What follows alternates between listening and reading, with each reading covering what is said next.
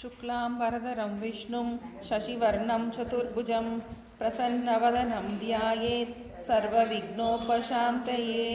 या देवी स्तूयते नित्यं विबुधैर्वेदपारगैः सा मे वसतु जिह्वाग्रे ब्रह्मरूपा सरस्वती। सदाशिवसमारम्भां शङ्कराचार्यमध्यमाम् अस्मदाचार्यपर्यन्तां वन्दे गुरुपरम्पराम्। ॐ सहना भवतु सहनौ भुनक्तु सह वीर्यं करवावहै तेजस्विनावधीतमस्तु मा विद्विषावहै। ॐ शान्ति शान्ति शान्तिः। ॐ मातापितृभ्यां नमो नमः। ॐ श्रीगुरुभ्यो नमः। ॐ श्रीमहागणपतये नमः। ॐ श्रीमहासरस्वत्यै नमः।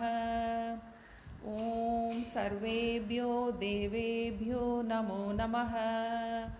ॐ सर्वाभ्यो गुरुपरम्पराभ्यो नमो नमः। தாயையும் தந்தையையும் சத்குருநாதரையும் இஷ்ட தேவதையையும் மனதினால் நன்கு பிரார்த்தனை செய்து சித்த சாந்தி தியானம் மானச ஜபம் ஆகியவற்றை சில நிமிடங்கள் முயற்சி செய்வோமாக. சித்த சாந்தி தியானம் என்பது முறையாக உடலையும் பிராணனையும் நன்கு தளர்வுறச் செய்வது ஆகும். மானச ஜபம் என்பது நமது இஷ்ட தேவதையின் மந்திரத்தை சில நிமிடங்கள் மனதினால் ஜபம் செய்ய பயிற்சி கொடுப்பது ஆகும்.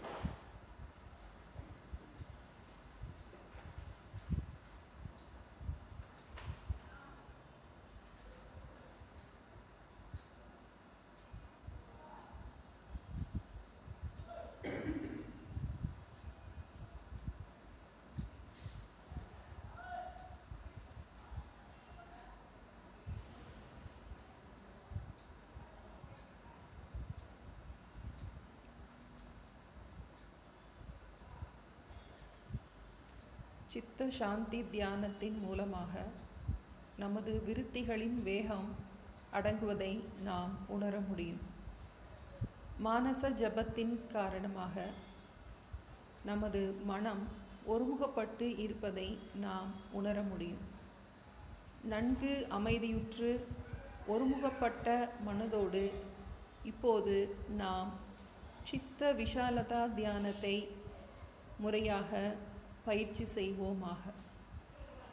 சித்த விஷாலதா தியானம் என்பது ஓர் உருவத்தில், ஓர் நாமத்தில், ஓர் இடத்தில் நாம் இதுவரை வழிபட்டு வந்த இறைவனை இப்போது இவ்வுலகமாக நாம் தரிசிக்க பழகுவதே ஆகும். உண்மையில் இறைவனே இந்த உலகமாக இருக்கின்றார். சித்த விஷாலதா தியானத்திற்கு சாஸ்திர ஞானம் மிகவும் அவசியமாகும். சாஸ்திரமானது இறைவனே இந்த உலகிற்கு உபாதான காரணமாகவும் நிமித்த காரணமாகவும் இருக்கின்றார் என்று நமக்கு உபதேசம் செய்கின்றது. சிலந்தி பூச்சியானது எவ்வாறு தன்னிடத்தில் உள்ள அந்த நூலினால் தன் வாயில் இருக்கும் அந்த உமிழ் நீரினால் தனது வலையை சிருஷ்டி செய்கின்றது. சில நிமிடங்களில் அதனால் அந்த வலையை தனக்குள் இழுத்து கொள்ள முடியும். அவ்வாறே இறைவனானவர் தனது மாயாசக்தியின் துணை கொண்டு இந்த உலகமாக ஆகியிருக்கின்றார். அறியாமை காரணமாக நம்மால் இதை உணர முடியவில்லை. சாஸ்திர ஞானத்தோடு இந்த உலகை நாம் பார்க்க தொடங்கும் போது இறைவன் வேறு, உலகம் வேறு அல்ல என்கின்ற பேருண்மை நமக்கு சிறிது சிறிதாக புரியத் தொடங்கும். முறையாக நாம் சாஸ்திரத்தில் படித்த விஷயத்தை ஆழ்மனதில் நாம் பதிய வைப்பதன் பொருட்டு இந்த தியானத்தை அமைதியுற்ற ஒருமுகப்பாடு அடைந்த மனதில் இந்த பேருண்மையை மீண்டும் மீண்டும் அமைதியாக சிந்திக்கத் தொடங்கும்போது விவகாரத்தின் போது ஏற்படும் ராகத்வேஷங்களிலிருந்து நாம் மிக எளிமையாக வெளிவந்து விட முடியும். இந்த இறைவனுடைய சிருஷ்டியானது எந்த விதமான பேதமும் இல்லாததாக இருக்கின்றது.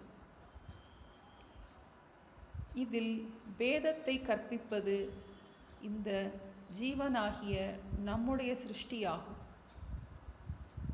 இந்த ஜீவ சிருஷ்டியாகிய ராகத்வேஷத்தின் காரணமாக நம்மால் நம் கண்முன் இருக்கும் இறைவனை தரிசிக்க முடிவதில்லை. இறைவா, நீயே உலகமாக காட்சியளிக்கின்றாய். பார்க்குமிடமெங்கும் நீக்கமற நிறைகின்ற பரிபூரண ஆனந்தமே, இந்த ராகத்வேஷம் என்னும் அழுக்கினால், சித்த மலத்தினால் என்னுடைய ஞான பார்வையானது மிகவும் மந்தமாக இருக்கின்றது. இதிலிருந்து நான் பூரணமாக வெளிவருவதற்கு நீ உபகாரம் செய்வாயாக. இருப்பதெல்லாம் இறைவனே, பார்ப்பதெல்லாம் இறைவனே, கேட்பதெல்லாம் இறைவனே. ஈசாவாஸ்யம் இதம் சர்வம், இருப்பது எல்லாம் இறைவனே, இறைவனை தவிர எதுவும் இல்லை. நான் வெறுக்கும் அனைத்தும் இறைவனே, நான் விரும்பும் அனைத்தும் இறைவனே. இந்த பேருண்மை நமது ஆழ்மனதில் பதிய இப்போது கேட்ட இந்த கருத்துக்களை சில நிமிடங்கள் நாம் சுயமாக சிந்தித்து பழகுவோமாக.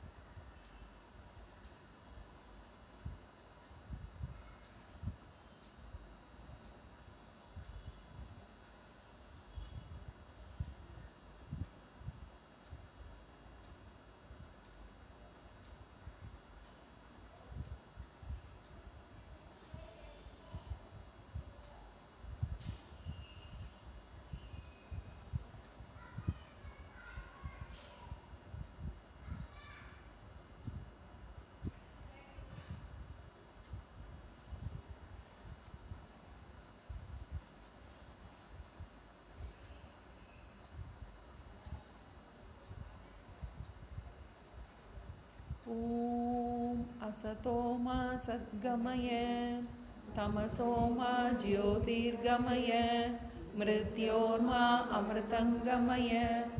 ॐ शान्ति शान्ति शान्तिः।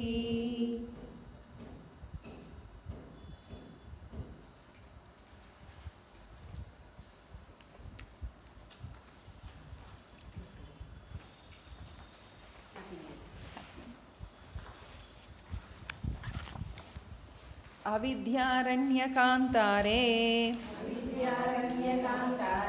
भ्रमतां प्राणिनां सदा विद्यामार्गोपदेष्टारं विद्यारण्यगुरुं श्रये। आत्मानं चेद्विजानीयात् अयमस्मीति पुरुषः किमिच्छन् कस्य कामाय शरीरम् अनुसञ्ज्वरेत्। திருத்திதீப பிரகரணம் பக்கம் 2 16 ஸ்லோகத்தில் பக்கம் 2 16.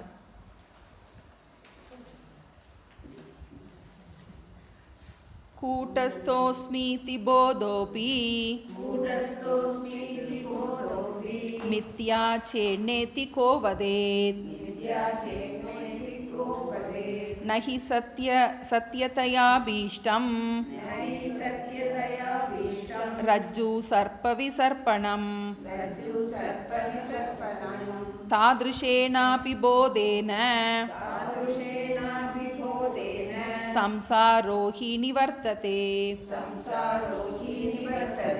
यक्षानुरूपो हि बलिः इत्याहुर्लौकिका जना। तस्मादाभाष पुरुषः सकूटस्थो विविच्यतम्। कूटस्थोऽस्मीति विज्ञातुम् अर्हति इत्यभ्यसात् श्रुतिः।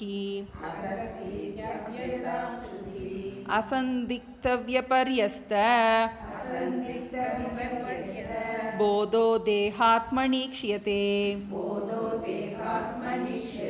तद्वदत्रेति निर्णेतुम् अयमित्यभिधीयते। देहात्मज्ञानवत् ज्ञानं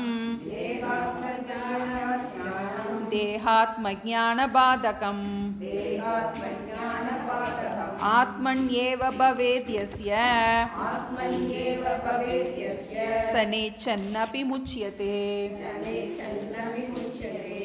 अयमित्यपरोक्षत्वम् उच्यते चेतदुच्यताम्। स्वयं प्रकाश चैतन्यम् अपरोक्षं सदा यतः। परोक्षम् अपरोक्षं च ज्ञानमज्ञानमित्यतः। नित्यापरोक्षरूपोऽपि द्वयं स्यात् दशमे यथा। नवसङ्ख्याहृतज्ञानः दशमो विभ्रमत्तथा। नवेति दशमोऽस्मीति वीक्ष्यमाणोऽपि तान्नव। नबादि नास्ति दशमः इति स्वं दशमं तथा। मत्वा वक्ति तदज्ञानात् कृतमावरणं विदुः। नद्याममार दशमः इति शोचन् प्ररोदिति। अज्ञानकृतविक्षेपं ரோதனாதிம் விதுர்புதா நமருதோ தசமோஸ்மீதி ஸ்ருத்வா தவசனம் ததா பரோக்ஷத்வேன தசமம் வேதி ஸ்வர்காதிலோகவத். கொஞ்சம் நம்ம இன்னைக்கு கொஞ்சம் முகவுரையாக கொஞ்சம் பார்த்துக்கிடுவோம். நம்மளுடைய பிருகதாரண்ய திருப்தி தீப பிரகரணத்தில் பிருகதாரண்ய உபனிஷத் மந்திரத்தை நம்ம விசாரம் பண்ணிகிட்டு இருக்கோம்னு பார்த்தோம். ஆத்மானம் சேத் விஜானியாத் அயம் அஸ்மி இதி பூருஷः கிம்மிச்சன் கஸ்ய காமாய ஷரீரம் அணு சஞ்சுவரேத். இது ரொம்ப முக்கியமான மந்திரம்னு பார்த்தோம். இந்த மந்திரத்தை தான் நம்ம விசாரம் பண்ணிகிட்டு இருக்கோம்.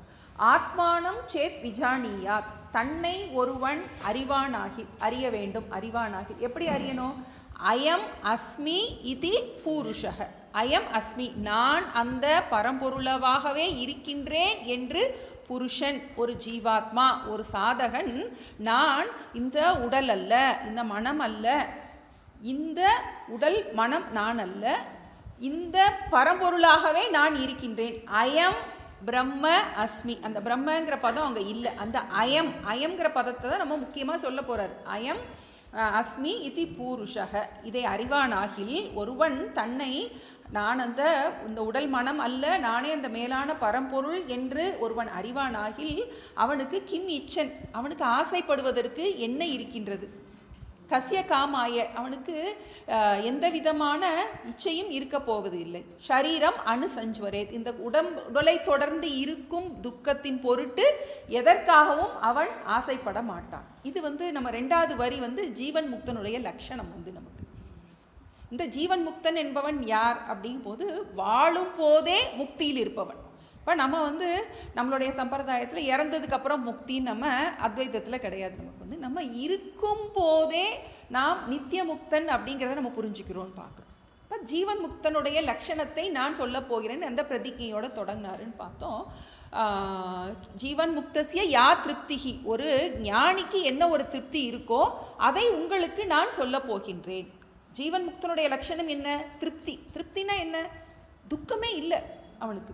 அதை கிம்மிச்சன் கசிய காமாயி, அவன் துக்கப்படுவதற்கு விஷயமே இல்லை. நம்ம அப்படிப்பட்ட ஒரு ஞானத்தை அடைய போகின்றோம். இதுதான் நம்மளுடைய மோட்டிவ். நம்ம என்ன படிக்க போகிறோம் அப்படின்னு முதல் தெரிஞ்சுக்கணும். நம்ம இப்போ ஒரு கோர்ஸுக்குள்ளே போகிறோம் அப்படின்னா நமக்கு என்ன படிக்க போகிறோன்னு தெரியணும். நமக்கு அக்ரிகல்ச்சர் போகிறோமா, இன்ஜினியரிங் போகிறோமா தெரியணும். இப்போ நம்ம இங்கே எதுக்கு வந்திருக்கோம்? நம்ம திருப்தி அடைகிறதுக்காக வந்திருக்கோம். எப்படிப்பட்ட திருப்தி? கஷ்டத்தினூடே திருப்தி. நமக்கு எவ்வளோ கஷ்டம் இருந்தாலும் அந்த கஷ்டத்தை தாண்டி போகக்கூடிய அந்த திருப்தியை நமக்கு சொல்லிக் கொடுக்க போகிறாரு. அதான் நம்மளுக்கு லட்சியம். நம்ம நம்ம படிக்க போகிறது எதுக்கு வந்திருக்கோம் அப்படிங்கிறத நம்ம பார்க்குறோம். அப்போ முதல்ல ஒரு பதமாக எடுத்து நம்மளை ஆராய்ச்சி பண்ணுறோம். அப்போ பூருஷக அப்படிங்கிற முதல் சப்தத்தை நம்ம பார்த்தோம். புருஷன், ஒரு சாதகன் அப்படிங்கிறவனை நம்ம பார்த்தோம். அப்போ சாதகன்னா யார் அப்படின்னு சொல்லும்போது அவன்கிட்ட 2 அம்சம் இருக்குது அப்படின்னு சொல்லி பார்த்தோம். நம்ம ஒன்று ஆத்ம அம்சம், இன்னொன்று அனாத்ம அம்சம். ஒன்று சித்த அம்சம், ஒன்று சிதாத்ம அம்சம். ஒன்று அழியக்கூடிய அம்சம், இன்னொன்று அழிவில்லாத அம்சம். இப்போ இந்த உடல் அழிகின்றது, இந்த மனம் அழிகின்றது, இதெல்லாமே அனித்தியமானது. இதற்கெல்லாம் ஆதாரமான ஒரு பொருள் இருக்கின்றது, அதுதான் சித்தம்சம். அப்போ ஒரு ஜீவன்கிட்ட 2 அம்சம் இருக்குது அப்படிங்கிறத நம்ம பார்த்தோம். இது நமக்கு இவர் ஆத்மா அனாத்மான்னு போடாமல் சித்து சிதாபாசன், கூடஸ்தன் சிதாபாசன் அப்படிங்கிற பதத்தை பிரயோகப்படுத்துகிறார். கூடஸ்தன்னா மாறாதவன், கூடஸ்தன்னா எதுலேயும் அழிவில்லாதவன், மாறாதவன். சிதாபாசன்கிறது ஆபாசமான அந்த சைத்தன்யம், பிரதிபிம்ப சைத்தன்யம் அப்படின்னு நம்ம பார்த்துருக்கோம். நம்ம அப்போ 2 அம்சம் இருக்குது, நம்மக்கிட்ட 2 அம்சம் இருக்குது அப்படின்னு பார்த்தோம். அப்போ அடுத்து ஒரு கேள்வி, ஒரு பூர்வபக்ஷம் நமக்கு கொடுக்கப்பட்டது. அப்போ இதை மட்டும் நம்ம சொல்ல முடியாதா? ஜீவன்னு வரும்போது அனாத்மாவை மட்டும் நம்ம ஜீவன்னு சொல்ல முடியாதா? சிதாபாசனை மட்டும், உடம்பை மட்டும் நம்ம ஜீவன்னு சொல்ல முடியாதா? ஏன் ஆத்மாவையும் சேர்த்து சொல்லணும் அப்படின்னு பார்க்கும்போது ஆத்மா இல்லாமல் அனாத்மாவுக்கு என்ன கிடையாது? ஒன்றும் கிடையாது. கரண்ட் வரலைன்னா பல்பு எரியாது. அதுக்கு உயிர் கொடுக்கறதுக்கு அந்த அந்த அந்த பரம்பொருள் தத்துவம் வேணும். அப்போ அதனால என்ன பார்த்தோம், இப்போ 2 அம்சம் இருக்குது. மெயினாக எதுக்காக கொடுக்குறாரு நமக்கு, அதை தான் அந்த 2 அம்சங்கிறத நம்ம மறக்கவே கூடாது. நம்மக்கிட்ட 2 அம்சம் இருக்குது. ஆத்மாங்கிற ஒரு அம்சம் இருக்குது, அனாத்மான்னு ஒரு அம்சம் இருக்குது, சித்துன்னு ஒரு அம்சம் இருக்குது, சிதாபாசன்கிற அம்சம் இருக்குது. அந்த சிதாபாசன் நம்ம ஒரு அம்சம், சித்துங்கிறதுக்கு இன்னொரு பதம் என்ன போடுறாரு, கூடஸ்தன். இந்த பதங்கள் மாறி மாறி வரப்போகுது. நமக்கு அந்த பதங்கள் ஞாபகம் இல்லை இருந்தால் தான் நமக்கு அதை ஃபாலோ பண்ணிட்டு வர முடியும். அப்புறம் அடுத்து என்ன பார்த்தோம் நம்ம, சரி அந்த இதில் வந்து அகம் அஸ்மி இதி பூருஷக, பூருஷன்னா ஜீவன். ஜீவன் பார்க்கும்போது அதில் 2 அம்சம் இருக்குதுன்னு பார்த்துட்டோம். சித்த அம்சம் ஒன்று இருக்குது, சிதாபாச அம்சம் இருக்குது. இப்போ நான் பிரம்மம் அப்படிங்கிறத எந்த அம்சம் சொல்லுது, சித்தம்சம் சொல்லுதா சிதாபாச அம்சம் சொல்லுதா அப்படின்னு ஒரு டவுட்டை ஒரு பூர்வபக்ஷம் கேட்கப்பட்டது. அப்போ ஏன் சித்து வந்து சொல்ல முடியாது, ஆத்மாவுக்கு வந்து என்ன கிடையாது, வந்து அதுக்கு ஒரு மீடியம் கிடையாது, சித்து வந்து சொல்கிறதுக்கு முடியாது, சிதாபாசனும் சொல்ல முடியாது, ஏன்னா சிதாபாசன் சித்தே கிடையாது. அப்படி இருக்கும்போது நம்ம என்ன பார்த்தோம், இதில் ஒரு அம்சம் பொய்யான அம்சம், ஒரு அம்சம் மெய்யான அம்சம். இப்போ ஒரு வேஷம் போட்டிருக்கும் போது, ஒரு வேஷத்தில் இருக்கும்போது அந்த வேஷத்தில் இருக்கவங்க என்ன பண்ணி, எனக்கு ஒரு வேஷம் போட்டிருக்கும் போது நான், எனக்கு ஒரு வேஷம் இருக்கும்போது நான் என்னை மறப்பதில்லை அப்படின்னு நம்ம பார்த்தோம். எனக்கு ஒரு வயோதிக வேஷம் போட்டிருக்கும் போது, வயோதிக வேஷத்தில் இருக்கும்போது நான் ஆனந்திங்கிறத மறக்கலை. அது மாதிரி சித்துக்கும் சிதாபாசனுக்கும் ஆதாரம் ஒன்று. அதனால என்ன சொல்கிற, அதனால என்ன சொல்லலாம் நம்ம, அந்த சிதாபாசன் வந்து தன்னை சித்தென்று புரிந்து கொண்டு நான் சித்துன்னு சொல்ல முடியும். சித்துன்னு புரிஞ்சுக்கிட்டு, புரியாமல் கிடையாது, சித்துன்னு புரிஞ்சுக்கிட்டு என்ன சொல்ல முடியும், நான் வந்து அகம் அஸ்மி, அகம் பிரம்ம அஸ்மின்னு சொல்ல முடியும். அகம் கூட்டஸ்தக அஸ்மி, அந்த பூர்வபக்ஷத்தை நம்ம பார்த்துட்டோம். நம்ம வந்து இப்போ அடுத்தது பார்த்துட்ருக்கோம், முக்கியமான பதம் பார்த்துட்ருக்கோம். அந்த பதம் முடிஞ்சிருச்சு. அயங்கிற இந்த அப்படிங்கிற அந்த பதத்தை நம்ம பார்த்துட்ருக்கோம். இந்த பிரம்மமாக நான் இருக்கின்றேன். அப்போ அந்த பதம் அந்த பிரம்மம் கிடையாது, இந்த பிரம்மமாக. அப்போ என்ன அர்த்தம், நம்ம இந்தங்கிறத நம்ம எங்கே பயன்படுத்துவோம், பக்கத்தில் இருக்கிறது ரொம்ப, அதான் நமக்கு வந்து அதை தான் நம்ம அபரோக்ஷம் பரோக்ஷங்கிற வார்த்தையை கொண்டு வர்றாரு. ஏன்னா நம்ம ஏற்கனவே அபரோக்ஷ அனுபூதியிலேருந்து தான் வந்திருக்கோம். அந்த பதம் நமக்கு வந்து குறைஞ்சிக்கிட்டே தான் இருக்குது, நம்மளை விட மாட்டேங்குது. இந்த இடத்தோட மகிமை வந்து என்ன ஆகுது நமக்கு வந்து, ஏன்னா நமக்கு அந்த ஏன்னா இதில் ஃபுல்லாக அபரோக்ஷ ஞானத்தை பற்றி தான் நமக்கு பேச போகிறாரு வந்து. அப்போ அபரோக்ஷம் பரோக்ஷம்னா என்ன, ஜென்ரலாக பொதுவான மீனிங் என்ன, பரோக்ஷம் அப்படின்னா வந்து நம்மளோட இந்திரியங்களுக்கு அப்பாற்பட்டதாக இருக்கிறது. இப்போ என்னுடைய வீடு வந்து எனக்கு பரோட்சமாக இருக்குது, இந்த டேபிள் எனக்கு அபரோக்ஷமாக இருக்குது. என் வீட்டிலேருந்து இந்த டேபிள் பரோட்சமாயிரும், என் வீட்டுக்கு போனோன்னா என் வீடு அபரோக்ஷமாயிரும். பரோக்ஷம் அபரோக்ஷம். அப்போ அந்த இடத்துல ஒரு பூர்வபக்ஷம் கேட்டார் வந்து, பிரம்மம் என்பது எல்லா இடத்துலையும் இருக்கே, அது நித்திய அபரோக்ஷமாக இருக்கின்றதே, அதில் எப்படி 3 விஷயம், அதில் எப்படி அஜ்ஞானம் எப்படி வரும், ஏன்னா நமக்கு அதை பற்றி ஞானமே இல்லை வந்து நமக்கு, அதில் எப்பவும் இருக்கிறதுல எப்படி ஒரு அஜ்ஞானம் வரும். இப்போ பார்க்காதது எனக்கு வந்து அஜ்ஞானம் வரலாம், பார்த்துக்கிட்டே இருக்கேன் நான் வந்து, அதில் எப்படி அஜ்ஞானம் வரும் ஃபஸ்ட்டு. அப்புறம் ஞானம் வரும்போதும் அதில் 2 விதமாக இருக்குது வந்து நமக்கு, என்ன பரோட்ச ஞானம் அபரோக்ஷ ஞானம். பரோட்ச ஞானம் அபரோக்ஷ ஞானம் என்ன, தெளிவான ஞானம் தெளிவில்லாத ஞானம்.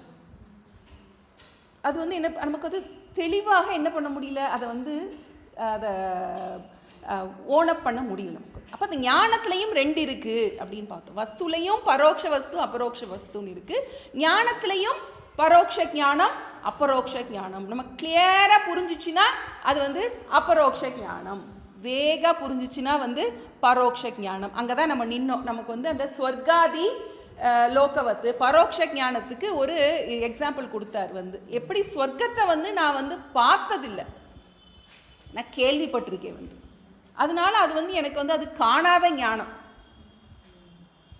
அப்படி இருக்கும்போது இப்போ நமக்கு என்ன கேள்வி வருது, நித்திய அபரோக்ஷமான இருந்துக்கிட்டே இருக்கின்ற இந்த பிரம்மத்திட்ட எப்படி பரோட்சமாக இருக்குன்னு சொல்கிற வந்து, ஏன்னா பிரம்மம் சர்வகதம் நம்ம படிக்கிறோம் நம்ம. அப்போ அப்படி இருக்கும்போது அதில் எப்படி பரோட்சம் அபரோக்ஷம்னு வர முடியும், எப்படி சாத்தியம்? பார்க்காததில் வந்து நீ வந்து பரோட்சம்னு சொல்லலாம், இப்போ பார்த்தோன்னே அபரோக்ஷம்னு சொல்லலாம். இருக்குது, ஆனால் வந்து இல்லை, எனக்கு வந்து எப்படி அது வரும் அப்படிங்கும்போது அதுக்கு ஒரு உதாரணம் மூலமாக உனக்கு சொல்லி கொடுக்குறேன் அப்படிங்கிறத சொன்னார். அந்த தசமக இவ 10வது மனிதன், 10 பேர் ஆற்ற கடக்குறாங்க. கடக்கும்போது என்னாச்சு, 9 பேரை மட்டும் எண்ணிட்டு தன்னை விட்டுறாங்க. அப்போ ஒருத்தர் இல்லைன்னு என்ன பண்ணுறாங்க, ரோததி, ரொம்ப துக்கப்பட்டு அழுறாங்க.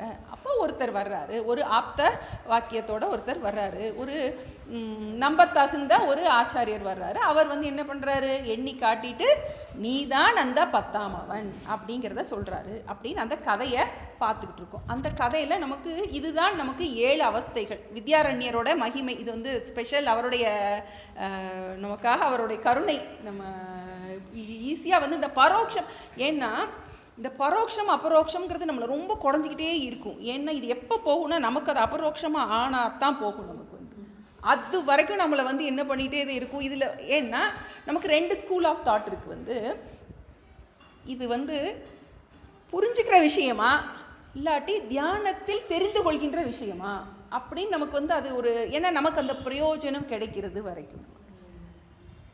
அப்போ அதுக்காக தான் இவர் வந்து அபரோக்ஷங்கிறத மெயினாக கொண்டு வர்றார். நமக்கு வந்து எப்படி வந்து நமக்கு தெரிந்தும் தெரியாமல் இருக்கின்றோம், கண்டும் காணாமல் இருக்கின்றோம். அதுக்காகத்தான் அவர் வந்து இந்த எந்த அனுபவம் சார்ந்த விஷயம் கிடையாது.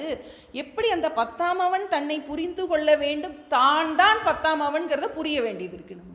இப்போ நமக்கு எங்கே அந்த லேகிங் இருக்குங்கிறதுக்காக தான் அந்த அபரோக்ஷங்கிறத, அதுக்காக தான் மெயின் 100 ஸ்லோகம் போகுதுங்கிறார், வந்து அபரோக்ஷத்துக்கே போக போகுது அப்படின்னு. இப்போ அந்த அதில் ஞானம் அடைவதற்கு 7 படிநிலைகள் இருக்குதுன்னு பார்த்தோம். நமக்கு பொதுவாகவே ஞான யோகத்தில் ஸ்ரவணம், மனனம், நிதித்தியாசனம்னு சொல்கிறோம். இந்த ஸ்ரவணத்தின் 7 படிநிலைகள்னு பார்க்குறோம். முதல் படிநிலை என்ன பார்த்தோம், நம்ம அஜ்ஞானம். ரெண்டாவது அஜ்ஞானம் என்பது நமக்கு முதல் படியாக இருக்கின்றது. அடுத்தது ஆவரணம். ஆவரணங்கிறது அஜ்ஞானத்தை வெளிப்படுத்துவது. எப்படி 10ஆம் அவன் இல்லை அப்படிங்கிறது அஜ்ஞானம். அப்புறம் என்ன பண்ணுறான், அவன் என்ன பண்ணுறான், அதை வெளிப்படுத்துகிறான். வந்து என்ன 10ஆம் அவனை தெரியவில்லை அப்படின்னு சொல்கிறது அஜ்ஞானத்தை வெளிப்படுத்துகிறான். அடுத்து என்ன பண்ணுறான், விக்ஷேபம்ங்கிறது அஜ்ஞானத்தின் காரியமாக அவன் சோகத்தை வெளிப்படுத்துகிறான். மூணாவது நம்ம பார்த்துட்டோம், 3 அவஸ்தை பார்த்துருக்கோம். அடுத்தது 4வது என்னாவது, ஆப்த வசனம். அந்த பக்கம் போகிறவர் என்ன சொல்கிறாரு, தசமன் இருக்கின்றான். அப்போ அவன் கேட்டோன்னே எங்கேயோ இருக்கான், எங்கேயோ 10ஆம் அவன் எங்கேயோ இருக்கான்னு அவனுக்கு என்னது, அவனுக்கு ஒரு நம்பிக்கை வருதான். அவனுக்கு ஃபஸ்ட்டு வந்து துக்கம் போதான். அதாவது என்ன, பரோட்ச ஞானத்துக்கு வந்து பரமாத்மா சாமி சொல்கிற, ரொம்ப அழுதுட்டு இருக்கும்போது வா வந்து உட்காந்து, அந்த குரு என்ன சொல்கிறா, வா வந்து சாப்பிடு, வந்து உட்காரு அப்படின்னு சொல்லிட்டு ஆஸ்வாசப்படுத்துகிறாராம். முதல்ல இருக்கேன் கவலைப்படாத 10ஆவது ஆள் இருக்கேன் கவலைப்படாதன்னு சொல்லிட்டு அவரை ஆஸ்வாசப்படுத்துகிறாராம். வந்து அது வந்து பரோட்ச ஞானம். அப்புறம் அபரோக்ஷ ஞானம்ங்கிறது வேற யாரும் கிடையாது, நீ தான் அது. நீ எதை தேடிட்டு இருந்தியோ அதுவே நீ அப்படின்னு தசமம் வேத்தி, 10ஆம் அவன் தன்னை 10ஆம் அவனாக புரிந்து கொள்கின்றான். அப்போ என்ன, நம்ம அஸ்தியிலிருந்து அஸ்மி, இருக்கிறான் அப்படிங்கிறதுல இருக்கிறேன் அப்படிங்கிறது அது அபரோக்ஷ ஞானம் அப்படின்னு பார்த்தோம். இப்போ அந்த தான் நம்ம பார்த்துட்ருக்கோம். அடுத்த 3 படிநிலைகள் இருக்குன்னு நம்ம பார்த்தோம். நம்ம அஜ்ஞானம், ஆவரணம், விக்ஷேபம், பரோட்ச ஞானம். அடுத்த 3 படிநிலைகள் அபரோக்ஷ ஞானம், துக்க நிவர்த்தி, ஆனந்த பிராப்தி. இந்த 3ஐயும் அடுத்த ஸ்லோகத்தில் நமக்கு சொல்கிறாரு. 27வது 5, 6, 7 ஆகின்ற அந்த 3 அவஸ்தைகளும் இந்த 27வது ஸ்லோகத்தில் சொல்லப்படுகின்றது. இப்போ நம்ம 27 படிச்சிருவோம். त्वमेव दशमोऽसीति गणयित्वा प्रदर्शितः अपरोक्षतया ज्ञात्वा हृष्यत्येव नरोदिति. त्वमेव दशमोऽसीति गणयित्वा प्रदर्शितः अपरोक्षतया ज्ञात्वा हृष्यत्येव नरोदिति. இப்போ இதுதான் மகா வாக்கியம் மாதிரி நமக்கு இந்த இடத்துல தான் துவமேவ தசமஹ அசி இதி. நம்ம பிரிச்சுருவோம், சந்தி பிரிச்சுருவோம். துவமேவ, துவம் ஏவ, துவம் ஏவ நீயே, துவம் ஏவ நீயே, தசமஹ நீயே பத்தாமவனாக, அசி இருக்கின்றாய், தத்துவம் அசி. அந்த மகா வாக்கியத்தை துவமேவ தசமஹ அசின்னு சொல்றாரு. இதி, இத்தினா என்று, நீயே அந்த 10வது மனிதனாக இருக்கின்றாய் என்று கணயித்வா. கணயித்வானா எண்ணி காட்டி, நம்பரை வந்து என்ன பண்றாரு, வரிசையாக எண்ணி காட்டி, பிரதர்ஷிதக, பிரதர்ஷிதகனா புரிய வைக்கிறாராம். பிரதர்ஷிதக கணயித்வா பிரதர்ஷிதக. துவமேவ தசமஹ அசி இதி, நீயே அந்த 10வது மனிதனாக இருக்கின்றாய் என்று வரிசையாக எண்ணி காட்டி புரிய வைக்கின்றார். இதுதான் என்னது, அபரோக்ஷ ஞானம். நீ 10வது மனுஷன் இருக்கேன், யாரும் போயிடல அப்படின்னு சொன்ன உடனே சந்தோஷத்துல குதிச்சான். அது நீ தான் அப்படின்னு சொல்லிட்டு என்ன பண்றாரு, அவனை புரிய வைக்கிறார். புரிய வைக்கிறது அது ரொம்ப முக்கியம். ஏன்னா நமக்கு இந்த இடத்துல தான் நமக்கு புரியாது, நமக்கு இந்த இடம் தான் நமக்கு திருஷ்டாந்தம் நல்லா புரியும். இந்த திராஷ்டாந்தம் வரும்போது நமக்கு இதை நமக்கு டைஜஸ்ட் பண்ணுறது தான் நமக்கு வாழ்க்கையே. இந்த பரோட்சத்துலேருந்து நமக்கு அபரோக்ஷமாக நம்மளை மாற்ற வேண்டியது இருக்குது. நம்ம இந்த திருஷ்டாந்தம் நம்ம கதை ஈஸியாக புரிஞ்சாலும் நம்ம இடையில அதையும் நம்ம சேர்த்து சொல்லிக்கிட்டே வருவோம். அப்போ கணயித்வா பிரதர்ஷிதக, நமக்கு அது புரிய வேண்டியது இருக்குது. இப்போ நமக்கு சில நேரம் டாக்டர்கிட்ட போவோம், டாக்டர் சொல்லுவார் உங்களுக்கு ஒன்றுமே இல்லை நல்லா இருக்கீங்கன்னு வருவது. ஆனால் நம்ம என்னமோ செய்து என்ன பண்ணுவோம். அதாவது பொய்யான விஷயம் வந்து சில நேரம் உண்மை மாதிரி இருக்குமா. அப்போ நமக்கு இன்னொன்று என்னென்னா, நம்மளே பார்ப்போம், ஒரு தப்பான பதிவு நம்மக்கிட்ட மனசில் ஏற்பட்டுருச்சுன்னா அதை மாற்றுறது ரொம்ப கஷ்டம். சில நேரம் என்ன ஆகுனா, ஏதாவது ஒரு அவசரத்தில் யாராவது கல்யாண பத்திரிக்கை கொடுத்துருப்பாங்க, அதில் வந்து ஞாயிற்றுக்கிழமை 26ஆம் தேதின்னு போட்டிருக்கோம். நம்ம மைண்டில் வந்து அதை பார்க்கும் போதே தடவை வந்து ஏதாவது ஒரு தப்பான தேதியை பார்த்துருவோம். பார்த்துட்டோம்னா நம்ம கண்ணில் அது அப்படித்தான் தெரியும் நமக்கு. இது எல்லாருக்கும் ஒரு அனுபவம் இருக்கும். இல்லை நான் அது சொல்லும் போது நம்ம அடிச்சு, இல்லை நான் பார்த்தது எனக்கு நம்ம மனசில் அது பதியாது. ஏன்னா தடவை ஒரு தடவை தப்பாக, இது எல்லாருக்குமே ஒரு அனுபவம் இருக்கும் இல்லையா. வந்து அது மாதிரி நம்ம பல ஜென்மமாக நம்மளை என்ன பண்ணிட்டோம், உடம்பு மனசு நம்ம அதை கண்ணில் தான் பார்த்தோம், நமக்கு பத்திரிக்கையை தான் பார்த்தோம், டைமை தப்பாக பார்த்துருப்போம். இந்த மாதிரி ஏதாவது கண்டிப்பாக நமக்கு இருக்கும். நம்ம மனசில் வந்து அது என்ன ஆயிருக்காது, கண்ணு பார்த்துருக்கோம், ஆனால் என்ன மனசில் வந்து ரெஜிஸ்டர் ஆகிருக்காது. திரும்ப சில இதை நம்ம அதனால் தடவை ஒரு தப்பாக மனசில் பதிஞ்சிருச்சு. சில பேர் பேரை நமக்கு இந்த ஸ்கூல்லலாம் படிக்கும்போது நம்ம டீச்சர்ஸ் இது பண்ணும்போது யாராவது ஒரு பிள்ளை பேரை நம்மளே ஒரு மனசில் ஒரு பேரை நினச்சிருவோம். வந்து அந்த பிள்ளை எப்போ பார்த்தாலும் அப்படி தப்பான பேர்லேயே கூப்பிடுவோம். அந்த ரெஜிஸ்டர் ஆகிறதுக்கு சில நேரங்களில் ஏதோ ஒரு எதனால குழப்பம்னு தெரியாது நமக்கு மைண்டு வந்து.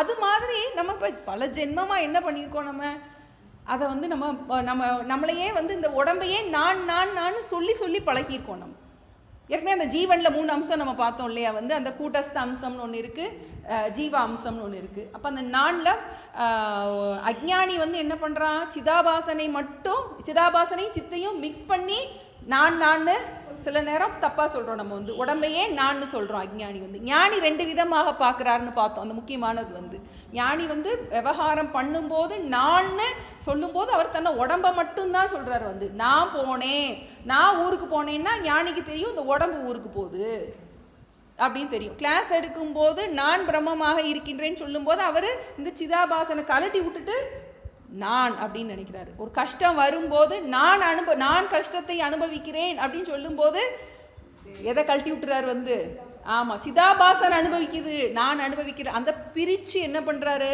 பார்க்குறாருன்னு பார்த்தோம்.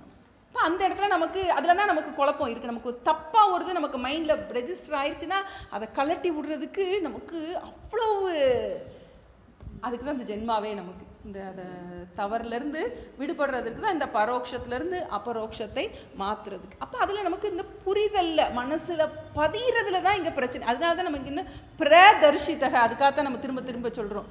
அதை புரிய வைக்கிறாரு, நல்லா புரிய வைக்கிறாரு. நம்ம அத்தனை தடவை நமக்கு குரு சொல்கிறார் வந்து, நீ துக்க ரஹிதக, நீ திருப்தி ஸ்வரூபக, உனக்கு துக்கமே இல்லை, நீ உனக்கு உறவே இல்லை, மாத்தா நாஸ்தி பிதா நாஸ்தின்னு சொல்லுவார். ஆனாலும் பக்கத்தில் போய் சாமி என் பிள்ளைக்கு வந்து இந்த பிரச்சனை இருக்குது, நம்ம போய் என்ன பண்ணுவோம், அப்படிதான் நமக்கு, ஏன்னா அது பல ஜென்ம பழக்கமாக இருக்குது. அப்போ நமக்கு அது ஆள் மனசில் அதை புரிய வைப்பது தான் என்னது, அந்த அவர் என்ன சொல்கிறாரு, நீயே அதுவாக இருக்கின்றாய் அப்படின்னு சொல்லிட்டு அந்த 10ஆம் அவனை நீ தான் 10ஆம் அவன் சொன்னதுக்கப்புறம் அவன் என்ன பண்ணுறான், அபரோக்ஷத்தையா ஞாத்துவா, அபரோக்ஷத்தைனா ரொம்ப தெளிவாக புரிஞ்சுக்கிறான், நான் தான் அந்த 10ஆம் அவன் எங்கேயோ போகலை அப்படின்னு சொல்லிட்டு, இது வந்து என்னது, சோக நிவர்த்தி. 6வது துக்க நிவர்த்தி. ஹிருஷ்யத்யேவ ந ரோததி, அபரோக்ஷத்தையா ஞாத்வா, நானே அந்த 10ஆம் அவனாக இருக்கின்றேன் என்பதை தெளிவாக புரிந்து கொண்டு, அபரோக்ஷ ஞானம்னா தெளிவான ஞானம். ஹிருஷ்யதி ஏவ, அடுத்தது அந்த சந்தி, ஹிருஷ்யதி ஏவ ந ரோதிதி. ஹிருஷ்யத்தினா சந்தோஷமாக இருக்கின்றது, ஹிருஷ்யதி ஏவ சந்தோஷமாகத்தான் இருக்கின்றான் அவன், ந ரோதிதி, ரோதித்தினா அழுவது, ந ரோதித்தி அவன் அழுவவில்லை அப்படின்னா என்ன, துக்கப்படவில்லை, நான் 10ஆம் அவன் நான் தான் அப்படிங்கிறத புரிஞ்சதுக்கப்புறம் அவன் என்ன பண்ணிடுறான், அவனுக்கு துக்கம் நீங்கி விடுகின்றது. இப்போ இதில் 3 படி பார்த்துருக்கோம், அபரோக்ஷ ஞானம், துக்க நிவர்த்தி, ஆனந்த பிராப்தி, 2 இருக்குது நமக்கு வந்து. இப்போ நமக்கு துக்க நிவர்த்திக்கும் ஆனந்த பிராப்திக்கும் என்ன வித்தியாசம் அப்படிங்கிறதுக்கு பரமார்த்தானந்த சாமிஜி ஒரு இது ரொம்ப நல்லா சொல்கிறாங்க. இப்போ நோய் போவது,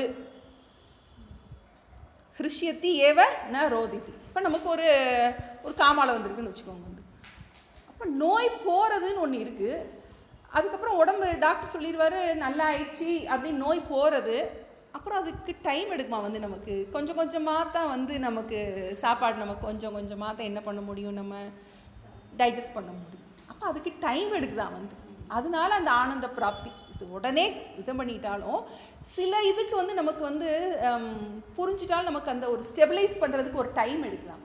அதனால 2ஆ சொல்கிறாரு, ஒன்று சூன்யவாதம் கிடையாதுங்கிறதுக்காக துக்கம் போகிறது ஆனந்தம் கிடைக்கின்றது, நோய் போனாலே நமக்கு வந்து ஆனந்தம் கிடைச்சிருது வந்து, ஆனால் வந்து ஒரு ஸ்டெபிலைஸ் பண்ணுறதுக்கு டைம் அப்படின்னு சொல்லிட்டு சொல்கிறார் வந்து.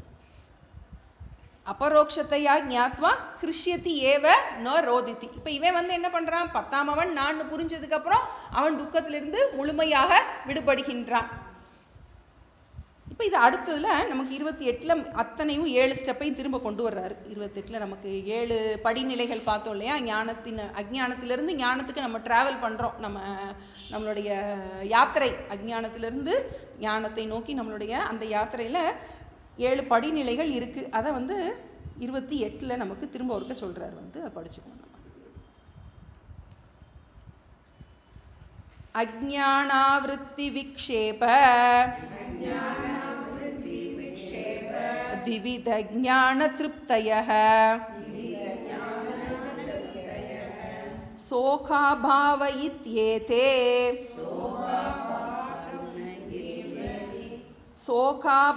சோகாபகம இத்யேதே யோஜனீயாச்சிதாத்மனி அஜ்ஞானாவிருத்தி விக்ஷேப த்விவித ஞான திருப்தயः சோகாபகம இத்யேதே யோஜனீயாச்சிதாத்மனி. இப்போ இதில் என்ன சொல்கிறாருன்னா, இந்த 7ஐயும் இந்த 7 படிநிலைகளையும் நீ உன்னுடைய சொந்த இதில் அனுபவத்தில் நீ பொருத்திப்பாருங்கிறார் வந்து. என்ன 7 அவஸ்தை, அஜ்ஞானம், முதல்ல அஜ்ஞானம், ஆவரணம், அஜ்ஞானம் ஆவருத்தின்னு இருக்குது நமக்கு வந்து, அது ஆவரணம். ஆவரணம்ங்கிறது நமக்கு தெரியும், இங்கே நமக்கு மூடல்னு கிடையாது, துக்கத்தை வெளிப்படுத்துதல் நம்ம பார்த்தோம், நம்ம ஏற்கனவே பார்த்தோம். நமக்கு அஜ்ஞானம்ங்கிறது தெரியவில்லை இல்லைங்கிறது, அதை வெளிப்படுத்தினான். அடுத்தது விக்ஷேபம், விக்ஷேபம்ங்கிறது சம்சாரம், என்ன பண்ணுறான், துக்கப்படுறான். விக்ஷேபங்கிறது துக்கம், விக்ஷேபங்கிறது சம்சாரம்.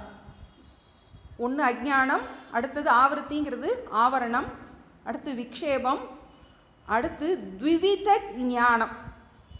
த்விவித ஞானம், 2 வித ஞானம். இது வந்து 4வது 5வது ஸ்டெப் வந்துடுது நமக்கு. என்ன ஞானம் நமக்கு? இரண்டு வித ஞானம். என்னென்ன ஞானம்? பரோட்ச ஞானம், அபரோக்ஷ ஞானம். இப்போ இதில் 5 வந்துடுது. திருப்திங்கிறது கடைசி 7வது. நமக்கு திருப்தி 7 இதான் நம்ம அடைய வேண்டிய. இன்னும் நமக்கு இந்த இதில் தாயக்கட்டம் போடும்போது 100க்கு போக வேண்டியது இருக்கு இல்லையா? நம்ம போக வேண்டிய லட்சியம் இதுதான் திருப்தி. இது 7வது. 6வது அடுத்த வரியில் இருக்கு. ஷோக அபகமக. அபகமகன நீங்குவது, ஷோகம் நீங்குவது, துக்கம் போவது. இதுதான் 6வது. சோகம் போனதுக்கப்புறம் என்ன கிடைக்குது? அப்பான்னு என்ன கிடைக்குது? ஒரு திருப்தி. நமக்கு ஒரு பிடிச்ச பொருள் ஏதோ ஒன்று இருக்குது, நமக்கு வீட்டில் ஏதோ ஒரு பொருள் இருக்குது, அது நமக்கு கிடைக்கல, ஒரு சென்டிமெண்டலான ஒரு விஷயம் ஏதோ ஒரு நமக்கு ரொம்ப பொக்கிஷமாக பாதுகாத்து வச்சுருக்கிற ஒன்று கிடைக்கல அப்படின்னா இந்த அளவுக்கு துடின்னு துடிப்போம் நமக்கு. ஆனால் அது கிடைச்சிருச்சு அப்படின்னா எப்படி இருக்கும் நமக்கு? அது மாதிரி தொலைச்சதை தேடி கிடைக்கும். அதான் திருப்தி. நமக்கு திருப்தி. இதை என்ன பண்ணணும்? ஏத்தேன்னா இந்த ஏழையும், ஏத்தேன எவைகளை இந்த ஏழையும். எந்த ஏழை? அஜ்ஞானம், ஆவரணம், விக்ஷேபம், பரோட்ச ஞானம், அபரோக்ஷ ஞானம், துக்கம் போதல், ஆனந்த பிராப்தி, திருப்தி. இந்த ஏழையும் யோஜனீயாத் சிதாத்மணி. அங்கனுக்குள்ள அந்த சந்தி இருக்கு. யோஜனீயாத் அந்த இடத்துல இச்சுன்னு இருக்கு, நமக்கு அந்த சந்தி இருக்கு. யோஜனீயாத் சிதாத்மணி. யோஜனீயம்னா பொருத்தி பார்க்க வேண்டும். எதோட பொருத்தி பார்க்க வேண்டும்? சிதாத்மணி, சித் ஸ்வரூபமான நம்மிடம். சித் ஸ்வரூபமான நம்மிடம். இதை என்ன பண்ணணும்?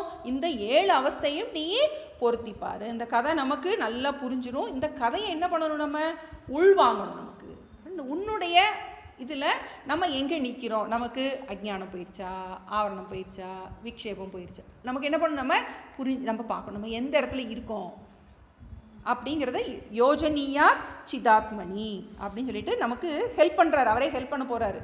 எப்படி நம்ம யோசிக்க தொடங்கணும் அப்படிங்கிறத அந்த ஜீவனுடைய மனநிலையை அப்படி வர்ணிக்க போகிறார். நம்ம பார்க்க போகிறோம். அடுத்தது 29.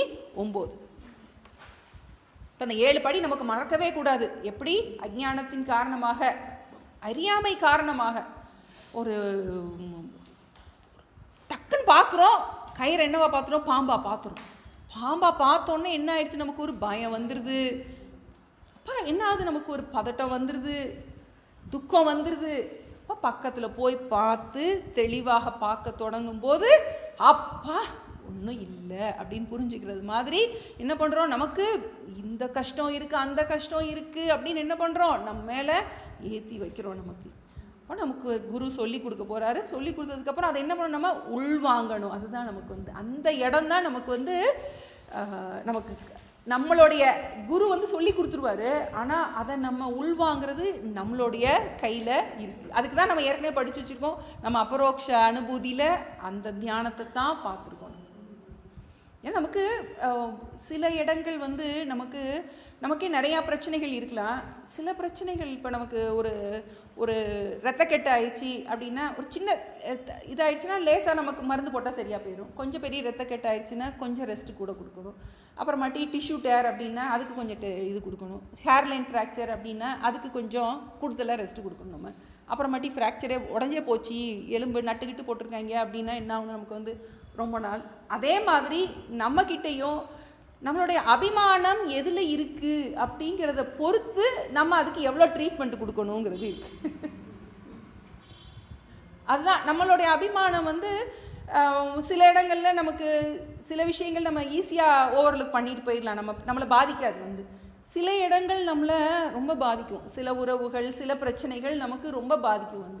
அப்போ அதுக்கு என்ன பண்ணணும்? நமக்கு நட்டுக்கிட்டு போட்டாங்க அப்படின்னா என்ன பண்ணணும்? நமக்கு ரொம்ப என்ன ஆகணும்?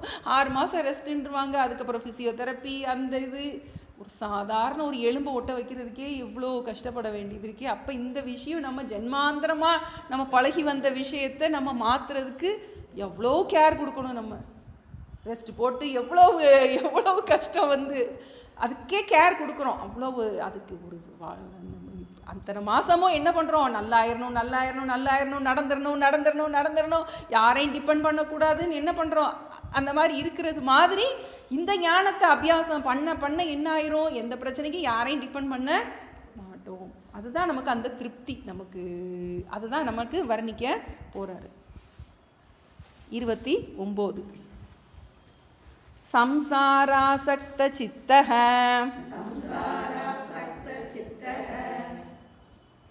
சம்சாராசக்த சித்த சன் சிதாபாசः கதாச்சன ஸ்வயம் பிரகாசகூடஸ்தம் ஸ்வதத்வம் நைவ வேத்யயம் சம்சாராசக்த சித்த சன், அந்த இடத்துல சந்தி, சம்சாராசக்த சித்த சன் சிதாபாசः கதாச்சன ஸ்வயம் பிரகாசகூடஸ்தம் ஸ்வதத்வம் நைவ வேத்யயம். இதுதான் முதல் ஸ்டெப்பு. எப்படி நம்ம குழியில் விழுறோம் அப்படிங்கிறதுக்கு முதல்ல அஞ்ஞான அவஸ்தையை விவரிக்கின்றார். இதுதான் முதல் அவஸ்தை. சம்சார ஆசக்த சித்தக சன், அந்த இடத்துல சந்தி நல்லா பிரிச்சுக்கோங்க. சம்சார ஆசக்த சித்தக சன், ஜீவனை விவரிக்கிறார். ஏன்னா நம்ம ஜீவனை பற்றி தான் படிச்சுட்டு இருக்கோம். அந்த பூருஷக அப்படிங்கிறது, அந்த பூருஷன், அந்த ஜீவன் என்ன பண்ணுறான், சம்சார ஆசக்த சித்தக. ஆசக்தினா பற்று. எதில் பற்று இருக்குது? சம்சாரம். சம்சாரம்ங்கிறது இங்கே என்னன்னா, ஜகத்தில் உள்ள இந்த திருஷ்ய வஸ்துக்களில், நம்ம பார்க்கின்ற பொருள்களில், உறவுகளில், இதிலெல்லாம் என்ன பண்ணுறான், பற்று கொண்டு அதன் மேலே என்ன பண்ணுறான், அவனுடைய மனதை அதில் பற்றுடையவனாக, சித்தகனா மனதை உடையவனாக, ஆசக்தினா பற்று, சம்சாரம்னா இந்த உலகத்தில் உள்ள இந்த திருஷ்ய பொருள்களில் பற்று கொண்டவனாக அப்படின்னு இந்த அந்த பூருஷனுக்கு ஒரு பெரிய அஜெக்டிவ் கொடுக்குறாரு. அப்படிப்பட்ட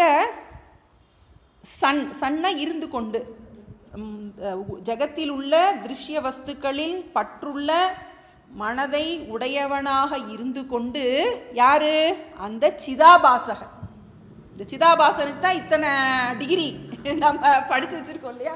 நம்ம இந்த டிகிரி அந்த டிகிரின்னு படிச்சிருக்கோம் இல்லையா. இவனுக்கு தான் என்ன பண்ணுறான், சம்சாரத்தில் பற்று உடையவனாக, இது என்னுடையது, இது என்னுடையது, என்ன பண்ணுறான், அவனுக்கு அகங்காரம். ஜீவன் வந்த உடனேயே, இந்த ஜீவன் வந்த உடனே என்ன ஆயிடுது, இது என்னுடையது, அது என்னுடையது, என்ன பண்ணுறோம், நமக்கு அதில் பற்று கொண்டு அந்த சிதாபாசன் கதாச்சனா எப்பொழுதும்.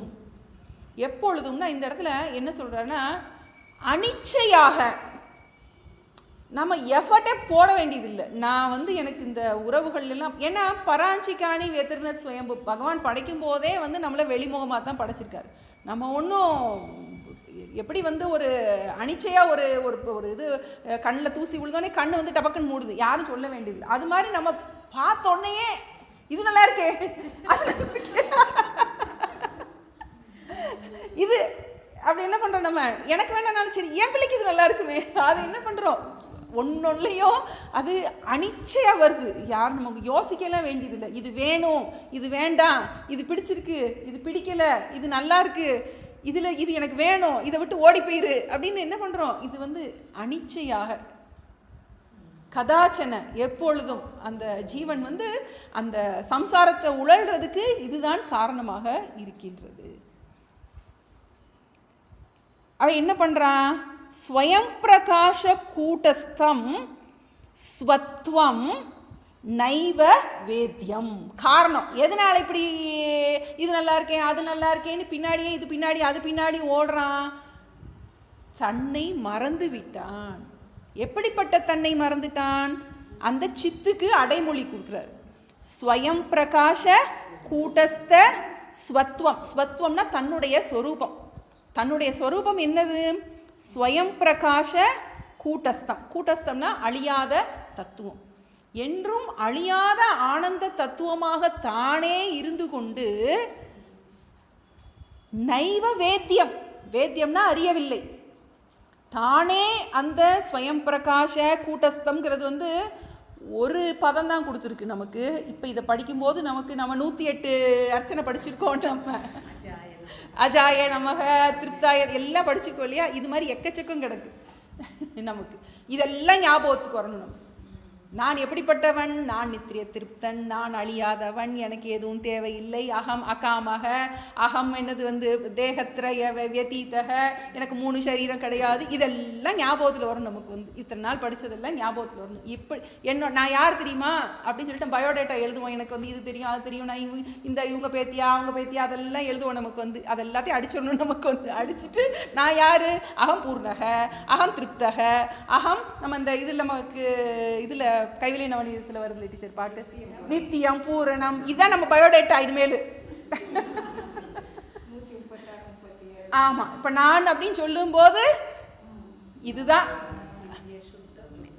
முக்த ஸ்வரூபோகம். இதுதான் நம்ம இதை என்ன பண்ணிட்டோம், மறந்துட்டோம். நான் யாருங்கிறத மறந்துட்டேன். நான் மறந்துட்டு என்ன பண்ணுறேன், சம்சார ஆசக்த சித்தக ஸ்வத்வம்னா தன்னுடைய சொரூபத்தை நைவ வேத்தியம்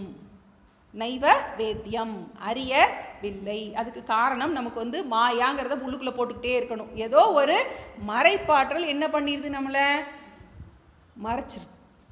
நம்மளையே நம்ம மறந்துட்டோம். நம்ம மறந்துட்டு நம்மளுடைய ஒரு பணக்கார கோடீஸ்வரன் என்ன பண்ணிட்டான், தன்னைய பிச்சைக்காரனா நினச்சிட்டு போய் பிச்சை எடுக்க போகிறோம். என்ன பண்ணுறோம், நம்ம இது கிடச்சிடாதா, இவங்க இது ஒரு சின்மயானந்த சுவாமிஜி பெக்கிங் போல் பெகர் மாதிரி பிச்சைக்காரன் மாதிரி என்ன பண்ணுறோம், திருவோட தூக்கிட்டு உறவுகளில் சந்தோஷம் கிடச்சிடாதா, உலகத்தில் சந்தோஷம் கிடச்சிடாதா, பொருள்களில் சந்தோஷம் கிடச்சிடாதா, இது நடந்துட்டா நிம்மதியாக இருந்துட மாட்டேனா, அது நடந்துட்டா நிம்மதியாக இருந்துட மாட்டேனான்னு என்ன பண்ணுறோம், இப்படியே சுற்றிக்கிட்டே இருக்கோம். இதுதான் அஞ்ஞானத்தின் ஸ்வரூபம். நம்மை நாம் மறந்துவிட்டோம். 10ஆமவன் நான் என்பதை மறந்துவிட்டோம். நான் பூர்ணன் என்பதை மறந்துவிட்டோம். அதுதான் அஞ்ஞானத்தின் ஸ்வரூபம்.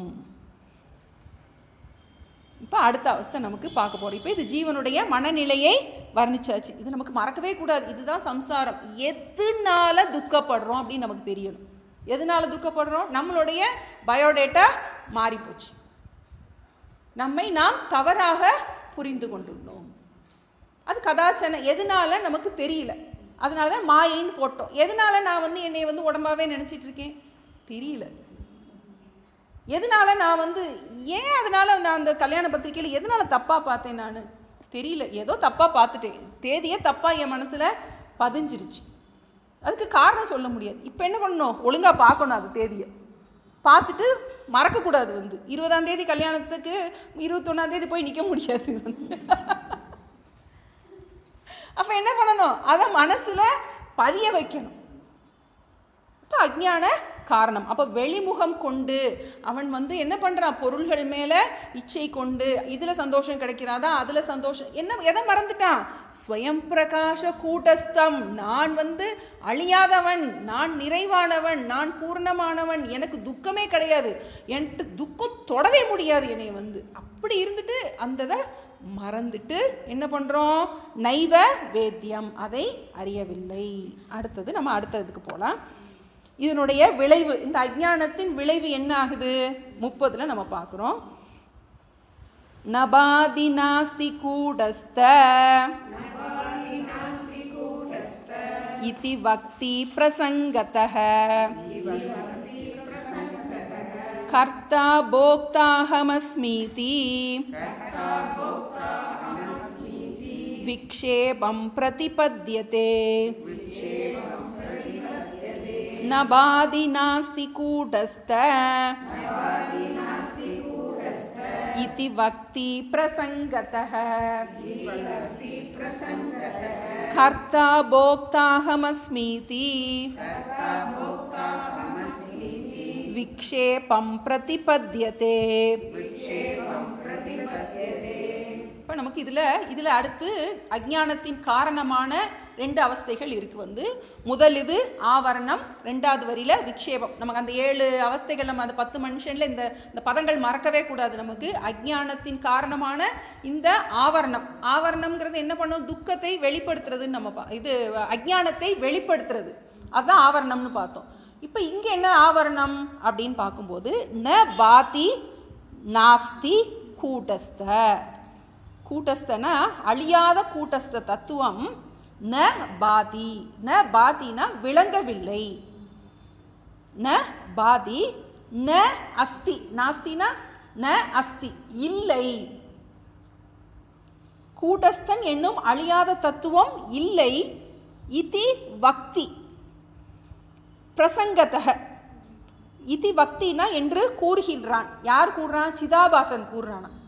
சிதாபாசன் என்ன சொல்றான்? அழியாத கூட்டஸ்த தத்துவம் இல்லை, விளங்கவில்லை. எப்போ? பிரசங்கத்தக. பிரசங்கத்தகனா யாராவது பேச்சு வாக்கில் சொல்லும்போது, இப்போ நீங்கள் வீட்டில் போய் யார்கிட்டையாவது போய் ஆத்மான்னு ஒன்று இருக்குன்னு சொல்லி பாருங்க, யார்கிட்டயாவது சொல்லி பாருங்க, அடிக்க வந்துடும். பைத்தியம் சொல்லுவா. அது மாதிரி யாரோ ஒருத்தர் இப்போ இந்த மாதிரி எப்பயோ சொல்லும் போது நம்ம கேட்டிருப்போம். நம்மளுமே அப்படித்தான் இருந்திருப்போம். இப்போ நம்ம கிளாஸ் ஓடி ஓடி வர்றோம். முன்னாடி நம்மளும் என்ன பண்ணியிருப்போம்? யாரோ சொல்லியிருப்பாங்க, வீட்டில் ஏதோ படிச்சுட்டே இருந்திருப்பாங்க, ஏதோ பாட்டி படிச்சுட்டே இருந்திருப்பாங்க, என்னமோ புக் இருந்திருக்கும், ஏதோ ஆத்மானு ஏதோ இருந்திருக்கும். ஆனால் அப்படி சொல்லும்போது அதெல்லாம் ஒன்றும் இல்லை அப்படின்னு முதல்ல என்ன சொல்கிறானா? ந பாதி, அதெல்லாம் ஆத்மானு ஒன்று இல்லவே இல்லை. நாஸ்தி, இல்லவே இல்லை அப்படின்னு சொல்கிறானா. இதுதான் ஆவரணம். அவனுடைய அஜ்ஞானத்தை வெளிப்படுத்துகிறான். நம்ம பார்க்குறோம், நம்ம சாதாரணமாக பார்க்குறோம் இல்லையா? இந்த விஷயம் தெரிஞ்சால் ஏன் இவ்வளோ தப்பு பண்ணுறாங்க? அப்போ இதுக்கு மேலான ஒரு அழியாத தத்துவம் இருக்குது. உலகம் அனித்தியமானது, போட்டுட்டு தான் போக போகிறோம். பார்க்குறோம், கோடி கோடியாக வச்சுருக்காங்க. ஒருத்தனும் லட்ச கோடியாக வச்சுருக்கேன். எல்லாத்தையும் போட்டுட்டு வச்சுருந்தவங்களாம் குழிக்குள்ளே தான் போயிருக்காங்கன்னு தெரியுது. தெரிஞ்சாலும் என்ன பண்ணுறோம்? எதையும் கொண்டு போக போகிறது இல்லைன்னு தெரியுது. ஆனாலும் ஆசை விடவில்லை. எதையும் கொண்டு போக போகிறது இல்லைன்னு தெரியுது. எதுவும் அநித்தியம் இல்லை, எதுவும் நித்தியம் இல்லைன்னு தெரியுது.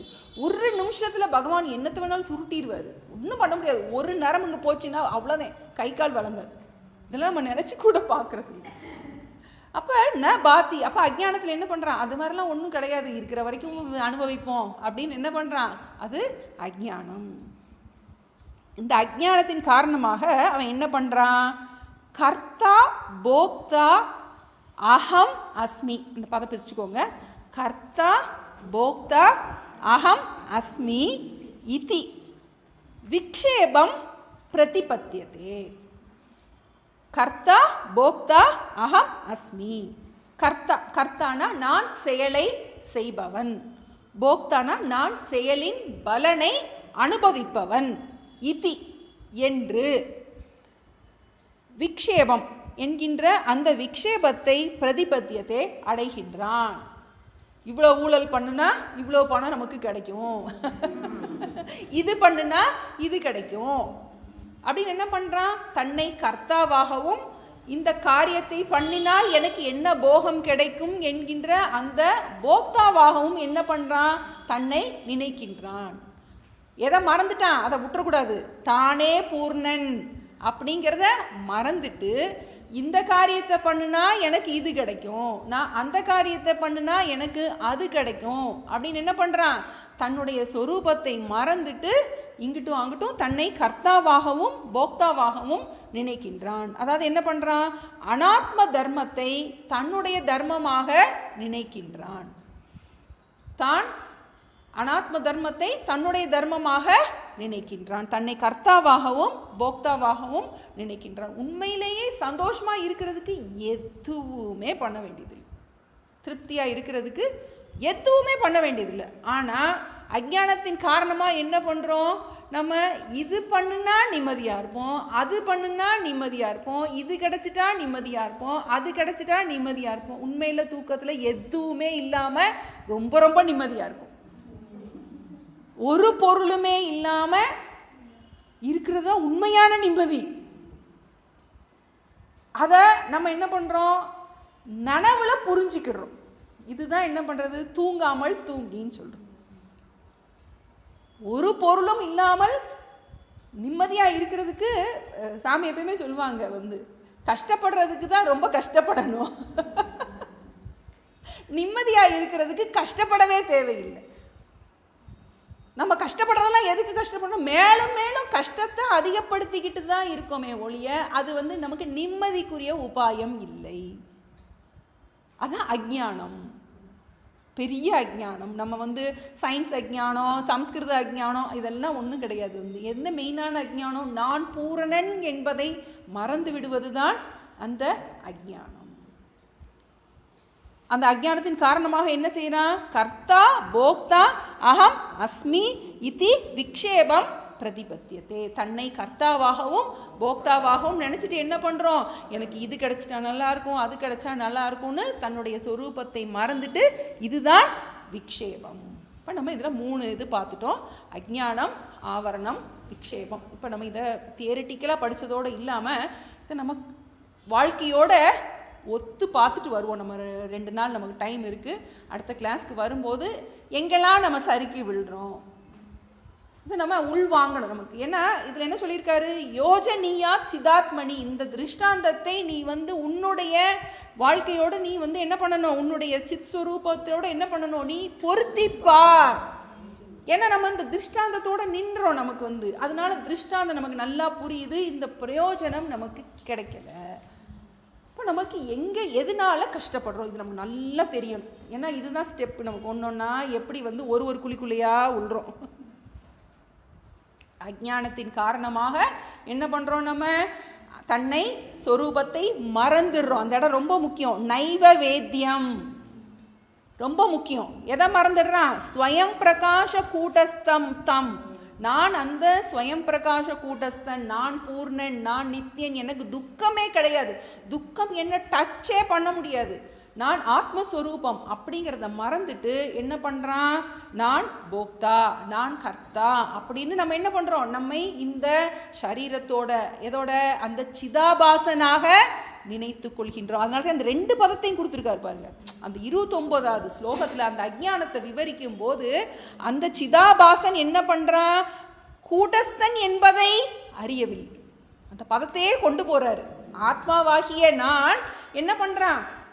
என்னை அனாத்மாவோடு சேர்ந்து, அதான் அனாத்மா தன்னை ஆத்மா என்று நினைக்கவில்லை. அந்த சித்தை மறந்து விடுகின்றோம். அதுதான் நமக்கு அதன் காரணமாக என்ன பண்ணுறோம்? ஆவரணம், விக்ஷேபம். இப்போ நம்ம அடுத்த கிளாஸில் அடுத்த மிச்சத்தை பார்க்கலாம். பிரதிபத்தியத்தைனா அடைகின்றான், பிரதிபத்தியத்தை அடைகின்றான், விக்ஷேபத்தை அடைகின்றான். விக்ஷேபம் அப்படிங்கிறது நம்ம ஏற்கனவே பார்த்தோம். தன்னுடைய அஜ்ஞானத்தை காரணமாக துக்கத்தை வெளிப்படுத்துறதுன்னு பார்த்தோம் நம்ம. ஆமாம், கரெக்ட். பாடிடுவோம் டீச்சர்.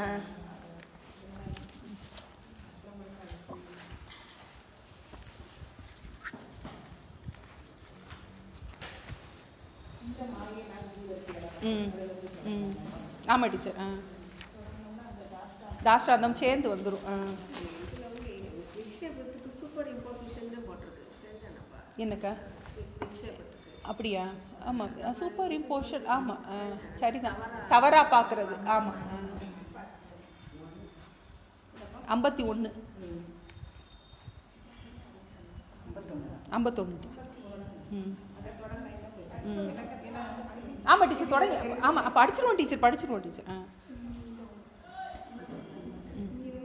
மாயையினால் ஜீவர்க்கு 7 அவஸ்தைகள் உண்டாகும். அந்த 7 அவஸ்தை தம்மை அடைவினில் மொழிய கேளாய். முந்த அஞ்ஞானம் மூடல், முளைத்தல் காணாத ஞானம், சந்ததம் கண்ட ஞானம், தளல் கெழல் குளிர்மையாதல், பிரமமாம் தனை மறந்த பேதமையே அஞ்ஞானம். பரன் இலை காணோம் என்று பகர்தல் ஆவரணம் மூடல், நரன் ஒரு கருத்தாள் ஜீவன் நான் என முளைத்தல் தோற்றம், குறவன் வாக்கியத்தால் தன்னை குறிக்கொள்ளல் பரோட்ச ஞானம். தத்துவ விசாரம் செய்து சகல சந்தேகமும் அதுவிதம் தானாதல் அபரோட்ச ஞானமாகும். கர்த்தனாம் ஜீவபேதம் கழிப்பதே துக்கம் போதல். முத்தனாய் எல்லாம் செய்து முடிந்ததானந்தமாமே. இது நினக்கரியும் வண்ணம் இப்படி ஒரு திருஷ்டாந்தம். புதுமையா கதை கேள்பத்து. புருடரோராற்றை நீந்தி உதக தீரத்தில் ஏறி ஒரு மண் 9 பேர் எண்ணி அதனோடு தசமன் தான் என்று அறியாமல் மயங்கி நின்றான். அறியாத மயல ஞானம் அவன் இலை காணோம் என்றல் பிரிய ஆவரணம் ஆகும். பீழை கொண்டலல் விட்சேபம் நெறியாளன் தசமன் உண்டு நிற்கின்றான் என்ற சொல்லை குறியாக எண்ணி நெஞ்சில் கொள்வது பரோட்ச ஞானம். புண்ணிய பதிகன் பின்னும் பொருடர் 9 மர்த்தம் என்னும் நீ தசமன் ஆவை என்னவே தன்னை காணல். கண்ணினிற் கண்ட ஞானம் கரைதல் போவது நோய் போதல். திண்ணிய மனதில் ஐயம் தெளிதல் ஆனந்தமாமே. தசமுமான் தனை கண்டார் போல் சர்க்குரு மூர்த்தியே நிஜவடி வினையான் காட்ட நீர் காட்டல் வேண்டும் என்றான். சுசி பெரும் லட்சியார்த்தம் தத்பதங்கட்கு அசிபதம் ஐக்கியம் செய்யும். அது செய்யும் உண்மை கேளாய். திஞ்சல் வெள்ளி கந்தர்ப நகர்கணா வானமை கயிற்றில் பாம்பு மலடிசை முயலின் கோடு வீணமாம் தரிபு மானின் பிரபஞ்சம் எல்லாம் பொய்யே. ஞானமே மகனே உன்னை நம் ஆணை மறந்திடாயே. ஞானமே மகனே உன்னை நம் ஆணை மறந்திடாயே.